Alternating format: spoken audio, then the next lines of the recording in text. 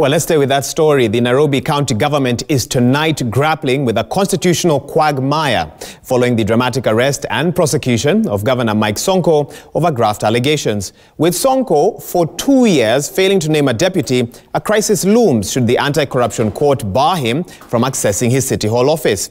Though County Assembly leadership claims it is business as usual in Nairobi, legal pundits are cracking their brains and heads on provisions of Article 182 on the vacancy in the governor's office and Article 192 that gives the president power to suspend operations of a county government in exceptional circumstances. Francis Kashuri reports.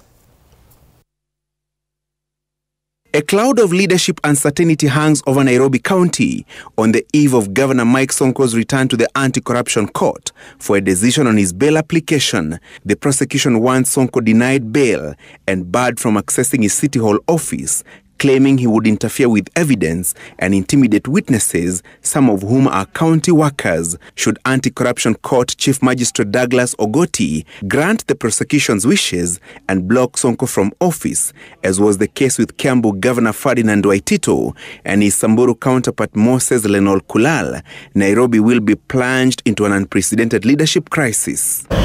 In these times that we do not have our governor, and the governor has been arrested. This is a legal process. There's nothing we can do as MCAs or as elected officials. We just have to wait for the outcome of the legal process. Though the county assembly is putting on a brave face, the Nairobi situation is compounded by Sonko's failure to pick a deputy 2 years after Polycarp Igathe resigned, citing lack of faith and trust from his boss. Article 182 of the Constitution stipulates instances when a vacancy occurs in the office of governor. They include the office holder's death, resignation, jail sentence of at least 12 months, impeachment, or expulsion from the party on whose ticket he or she vied. Sonko's legal team battling in court to save him from temporary ouster. Legal scholar MKANGI weighing in on the matter. A governor, an elected official, cannot be removed in office unless the criterion and the grounds in the Constitution satisfied. Article 182 sub-Article 4 of the Constitution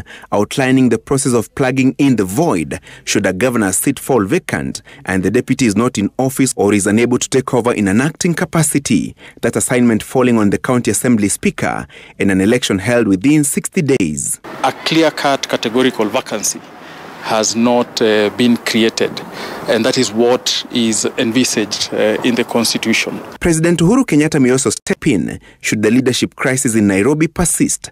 Article 192 of the Constitution giving the president power to suspend a county government in case of an emergency arising out of internal conflict or war or in any other exceptional circumstances, but that can only be effected if a commission of inquiry confirms there were justifiable reasons for the suspension and county functions must not be affected. The Senate can, however, terminate the suspension at any time, with the law requiring a gubernatorial election be held within 90 days of the suspension. So, which way Nairobi City County government should Sonko be barred from his office? Francis Kashuri, Citizen TV.